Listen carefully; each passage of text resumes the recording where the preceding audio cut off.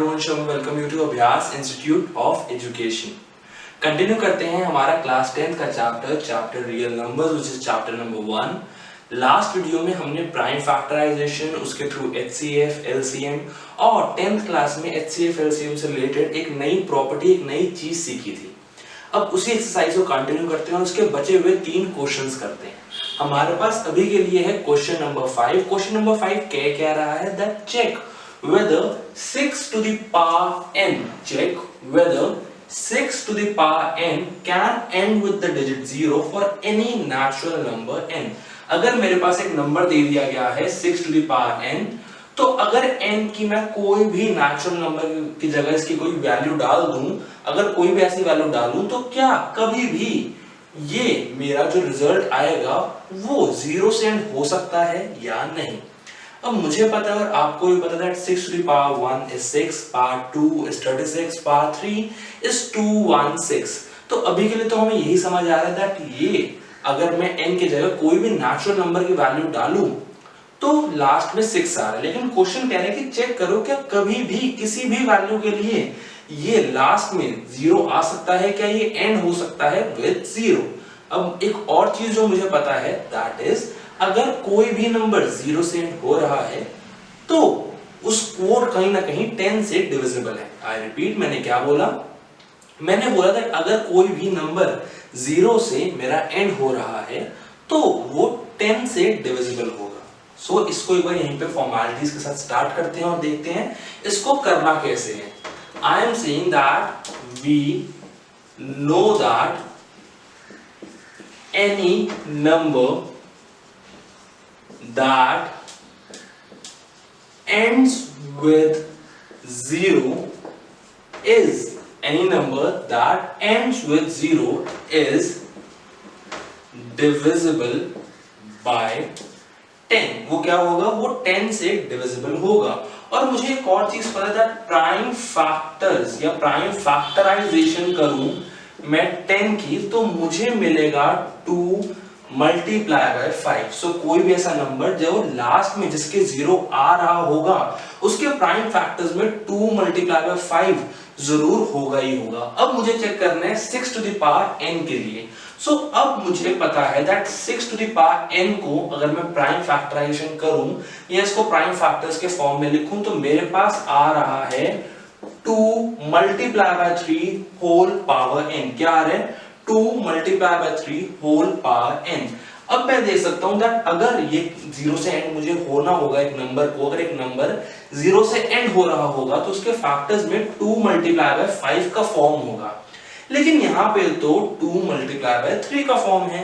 सो यहाँ पे क्या मिसिंग है, यहाँ पे एक 5 मिसिंग है। अगर 5 होता तो हम कह सकते थे दैट ये number 6 to the power n एक 0 से एंड हो सकता है, लेकिन क्योंकि नहीं है सो अभी के लिए नहीं हो रहा। सो हम क्या लिखेंगे that as 6 to the power n is of the form 2 multiply by 3 whole power n and not 2 multiply by 5, that is as 5 is not a factor of 6 to the power n। क्योंकि 5 एक factor नहीं है 6 to the power n के, hence it will not end with 0 for any natural number n। तो किसी भी n जिसकी एक नेचुरल नंबर की जगह मैं इसको डाल सकता हूं। So for any natural number n 6 to the power n will not end with 0 because ये जो फॉर्म है वो है 2 मल्टीप्लाई बाय 3। क्योंकि यहाँ पे 5 नहीं है, एक 5 का फैक्टर मिसिंग है, इसीलिए कभी भी 6 टू द पावर n 0 से एंड नहीं हो सकता। बहुत इजी था कॉन्सेप्ट, बहुत मुश्किल नहीं था। बस ये था कि इस तरह के क्वेश्चन आप पहली बार 10th में कर रहे हैं, इसलिए एक बार समझाना, एक बार करना जरूरी था। अब आगे चलते हैं क्वेश्चन नंबर 6 को देखते हैं। क्वेश्चन नंबर 6 क्या कह रहा है। अब अगला मेरे पास है question number 6 which says explain why. मेरे पास यहाँ 2 पार्ट्स है। पहला पार्ट है explain why 7 multiply by 11 multiply by 13 plus 13 और दूसरा फॉर्म है मेरे पास 7 multiply by 6 multiply by 5 multiply by 4 multiply by 3 multiply by 2 multiply by 1 plus 5 are composite numbers. मेरे को यहाँ पे एक क्वेश्चन में दो पार्ट्स दिए हुए हैं। First is 7 multiply by 11 multiply by 13 plus 13 और दूसरे जो मैंने बताया है 7 multiply by 6 multiply by 5 multiply by 4 multiply by 3 multiply by 2 multiply by 1 plus 5। ये मुझे प्रूव करना है, यहाँ पे बताना है क्यों ये दोनों मेरे कॉम्पोजिट नंबर्स हैं। अब क्वेश्चन स्टार्ट करने से पहले ये समझते हैं कॉम्पोजिट नंबर्स क्या होते हैं। अगर बेसिक टर्मिनोलॉजी की बात करें तो हमारे नंबर्स या तो प्राइम नंबर्स हो सकते हैं या कॉम्पोजिट नंबर्स हो सकते हैं। अगर आपने लास्ट की वीडियो ढंग से देखी तो आपको पता होगा कि प्राइम नंबर्स क्या होते हैं। प्राइम नंबर्स वो होते हैं जो या तो सिर्फ अपने या वन के टेबल में आते हैं, जिसके सिर्फ दो फैक्टर्स हो सकते हैं, या तो वो नंबर खुद या फिर वन, और बाकी जितने भी नंबर्स बच गए वो सारे मेरे कॉम्पोजिट नंबर्स होते हैं। मतलब अगर मैं किसी भी नंबर को वो खुद नंबर उसके अलावा वन के अलावा किसी भी और नंबर के फॉर्म में दिखा सकता हूं, उसके फैक्टर में दिखा सकता हूं, तो वो मेरा हो जाएगा कॉम्पोजिट नंबर। फॉर एग्जांपल 4, मैं 4 को 4 मल्टीप्लाई बाय 1 के साथ साथ 2 मल्टीप्लाई बाय 2 भी दिखा सकता हूं। जैसे हो गया 6 को मैं 6 मल्टीप्लाई बाय 1 के जगह उसके साथ साथ 3 मल्टीप्लाई बाय 2 के फॉर्म में भी दिखा सकता हूं। तो इनके जो फैक्टर्स हैं वो सिर्फ दो नहीं है, 4, 6, 8, 10 ये ऐसे नंबर्स हैं जिनके factors 1 and the number itself के अलावा भी कोई और फॉर्म में आ सकते हैं, कोई और फैक्टर्स हैं। सो इन नंबर्स को कहते हैं कॉम्पोजिट नंबर्स। अब मुझे यहां पे बताना है दैट क्यों 7 multiply by 11 multiply by 13 plus 13 is a composite number. अगर अभी के लिए स्टार्ट करें तो मुझे दिख रहा है दैट यहाँ पे दो जगह पे 13 है, तो अगर उनको कॉमन निकाल लें तो मेरे पास क्या बच रहा है 7 मल्टीप्लाई बाय 11 प्लस 1। अगर इसको फर्दर सॉल्व करूं तो मेरे पास आ रहा है 77 प्लस 1 13 मल्टीप्लाई बाय 78। अब 78 को और फर्दर इसको सॉल्व करें, इसका प्राइम फैक्टराइजेशन करें, तो मेरे पास यहाँ क्या आ रहा है, मेरे पास यहाँ आ रहा है 13 मल्टीप्लाई बाय 6। क्या आ रहा है 13 मल्टीप्लाई बाय 6। सो ये एज अ होल नंबर को मैं दिखा सकता हूं of the form 13 multiply by 13 multiply by 6, क्योंकि इस पूरे नंबर के दो से ज्यादा फैक्टर्स हैं, वो नंबर खुद 1 और उसके अलावा इसको मैं 13 और 6 के फॉर्म में भी लिख सकता हूं। इसके फैक्टर्स मेरे पास 13 और 6 भी हैं। इसलिए मैं कहूंगा कि जो मेरे पास गिवन नंबर था 7 multiply by 11 multiply by 13 plus 13 एक कॉम्पोजिट नंबर है।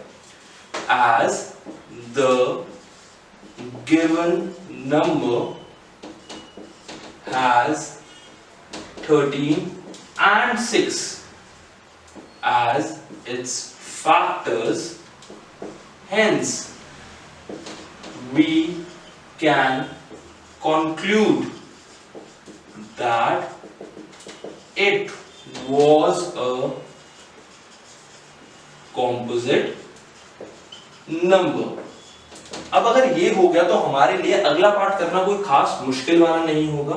अगला पार्ट भी सिमिलर तरीके से करना है। क्वेश्चन क्या है, मेरे को प्रूफ करना है that 7 multiply by 6 multiply by 5 multiply by 4 multiply by 3 multiply by 2 multiply by 1 plus 5, बताओ क्यों ये एक कॉम्पोजिट नंबर है। अब जैसे मुझे यहाँ दिया था 13 कॉमन निकल रहा है, वैसे यहाँ पे मेरे पास जो कॉमन निकल रहा है दैट इज 5। सो अगर 5 मैंने कॉमन निकाला तो मेरे पास अंदर क्या बच रहा है 7 multiply by 6 multiply by 4 multiply by 3 multiply by 2 plus 1। मेरे पास बच रहा है 7 multiply by 6 multiply by 4 multiply by 3 multiply by 2 plus 1।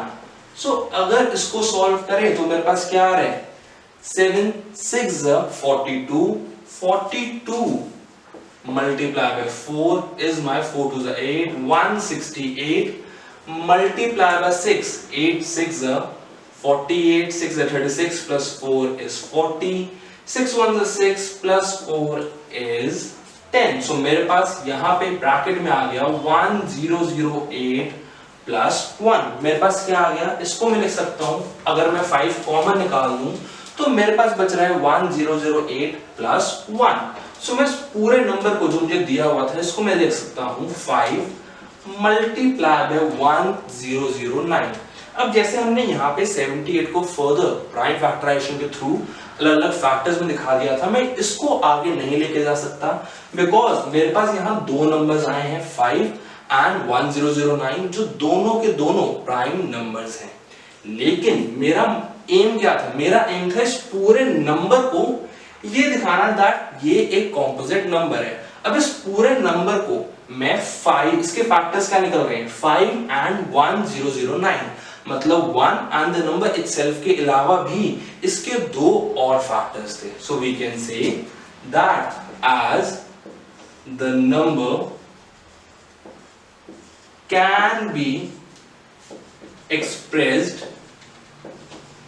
in the form of 5 multiplied by 1009, that is it has more than 2 factors, hence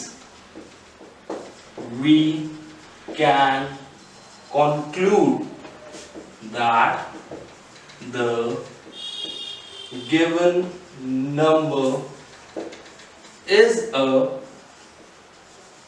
composite number। क्या मैं conclude कर सकता हूं, मैं कंक्लूड कर सकता हूं कि जो गिवन नंबर है वो है मेरा कॉम्पोजिट नंबर। अब जैसे लास्ट क्वेश्चन था हमारे लिए बहुत डिफिकल्ट नहीं था, वैसे ही ये क्वेश्चन है बहुत ज्यादा डिफिकल्ट नहीं है, बस हमें कॉन्सेप्ट समझना था, ये देखना था होता कैसे है। अगर एक बार समझ आ गया फिर हमारे लिए क्वेश्चंस काफी इजी हैं। अब आगे चलते हैं और बात करते हैं इस एक्सरसाइज के लास्ट क्वेश्चन की। अब अगर इस एक्सरसाइज के last question that is question number 7 की बात करें तो क्वेश्चन नंबर 7 कह क्या रहा है, it says that there is a circular path around a sports field, Sonia takes 18 minutes to drive one round of the field while Ravi takes 12 minutes for the same। अब मेरे पास एक circular path है, वहां पे मेरे को दो बंदों के नाम दिए हुए हैं, दो पर्संस का नाम दिए हुए हैं, एक है सोनिया और एक है रवि। सोनिया को इस पूरे पाथ को कवर करने के लिए 18 मिनट्स लग रहे हैं एंड वहीं पे रवि को इस पूरे पाथ को कवर करने के लिए उसको 12 मिनट्स लग रहे हैं। अब क्वेश्चन आगे कह रहे हैं that suppose they both start at the same point and at the same time, अगर दोनों एक ही पॉइंट से स्टार्ट कर रहे हैं और एक ही टाइम पे and go in the same direction, find after how many minutes will they meet again at the starting point. और अगर वो सेम डायरेक्शन में जा रहे हैं तो आप बताइए दैट वो सेम स्टार्टिंग पॉइंट पे कितने टाइम बाद मिलेंगे। जब मुझे कंडीशन ये दी हुई है दैट सोनिया को उस पूरे पाथ को कवर करने में 18 मिनट्स लग रहे हैं और रवि को पूरे पाथ को कवर करने में 12 मिनट्स लग रहे हैं, तो मुझे बताना है दैट वो उसी पॉइंट पे कितनी देर बाद मिलेंगे। अब यहाँ पे निकालना क्या है, यहाँ पे मुझे निकालना है एलसीएम। क्या निकालना है, यहाँ पे मुझे निकालना है लोएस्ट कॉमन मल्टीपल, मतलब कि दोनों अगर सोनिया को 18 मिनट्स लग रहे हैं कवर करने में और रवि को अगर 12 मिनट्स लग रहे हैं कवर करने में, दोनों स्टार्टिंग पॉइंट पे दोबारा कब मिलेंगे ये मुझे चाहिए। तो मेरे को चाहिए दोनों का मल्टीपल जो सेम हो। सो मैं निकालूंगा lowest common multiple that is LCM. अब अगर स्टार्ट करें, कैसे करेंगे, थोड़ी फॉर्मेलिटीज पहले, थोड़ा सा जो मेरे को लिखना होता है यहाँ पे, time taken to cover the path by Sonia that is 18 minutes and time taken by Ravi to cover the same path, वो मुझे दिया हुआ है 12 मिनट्स। अब मुझे इनका निकालना है लोएस्ट कॉमन मल्टीपल। सो दोनों का प्राइम फैक्टराइजेशन कर लेते हैं। क्या कर लेते हैं, प्राइम फैक्टराइजेशन। अब आप लोगों को पता है कि प्राइम फैक्टराइजेशन के थ्रू इनके एलसीएम निकालते कैसे हैं ये हमने जस्ट लास्ट वीडियो में भी किया था। सो अगर यहाँ पे मैं एलसीएम निकालूं तो 18 का आ रहा है 2 multiply by 3 to the power 2, और वहीं पे अगर मैं 12 का निकालूं सो इट इज कमिंग 2, यहाँ मेरे पास आया 6, देन अगेन अ 2 तो 3, और फिर यहाँ आ गया 1। सो 12 का प्राइम फैक्टराइजेशन है 2 to the power 2 multiply by 3, क्या है 2 to the power 2 multiply by 3। अब इनका एलसीएम निकालते हैं। एलसीएम क्या आएगा, LCM of 18 and 12, LCM of 18 and 12 कैसे निकालेंगे, देखो भाई 18 का जो मुझे फैक्टर्स दिए हैं that is 2 multiply by 3 to the power 2, and 12 का जो दिया है वो है 2 to the power 2 multiply by 3। So कैसे करें ये हम पहले सीख चुके हैं, पूरा फॉर्मेट आता है। It will be 2 to the power 2 multiply by 3 to the power 2। So मेरे पास आ जाएगा 4 multiply by 9 that is 36 minutes. So we'll say that after 36 minutes Sonia and Ravi will meet again at the starting point। क्या कह दिया, मैंने कह रहा हूं दैट मैंने क्या करना था, मैंने यहाँ पे ये पता करना था दैट अगर दोनों Sonia and Ravi same time पे सेम डायरेक्शन में सेम पॉइंट से स्टार्ट कर रहे हैं और दोनों का अलग टाइम लग रहा है तो दोनों दोबारा सेम पॉइंट पे कितनी देर बाद मिलेंगे, तो मुझे यहाँ पे निकालना था उनका एलसीएम। सो मैंने यहाँ पे थोड़ी सी फॉर्मेलिटीज करी, बस आप एक पॉइंट और ऐड करेंगे। जब यहाँ पे लिख लेंगे कि रवि को 12 मिनट्स लग रहे हैं तो आप एक लाइन लिखेंगे which is that if we have to find out the time when they will meet again, so we will take out the LCM of 18 and 12। so अगर LCM निकाला तो मेरे पास आ गया आंसर 36। तो मैं कंक्लूड कर सकता हूं that after 36 minutes both Sonia and Ravi will meet again at the starting point। I hope आपको तीनों क्वेश्चन समझ आए हैं, बहुत इजी और बहुत बेसिक थे, बहुत मुश्किल नहीं थे। अब इनको आप कर सकते हैं। इसी के साथ हमारी सेकंड एक्सरसाइज खत्म होती है। नेक्स्ट वीडियो में हम अगली एक्सरसाइज पे चलेंगे और एक बहुत इंपॉर्टेंट टॉपिक करेंगे इस चैप्टर का, that is proving that √5, √2, 1/√2 are irrational numbers. ये सारे मेरे इररेशनल नंबर्स हैं। अगली वीडियो में हम यही कॉन्सेप्ट करने वाले हैं। I hope आपको सब कुछ समझ आया। If yes, hit the like button, subscribe to our channel for more such videos and don't forget to hit the bell icon. Thank you.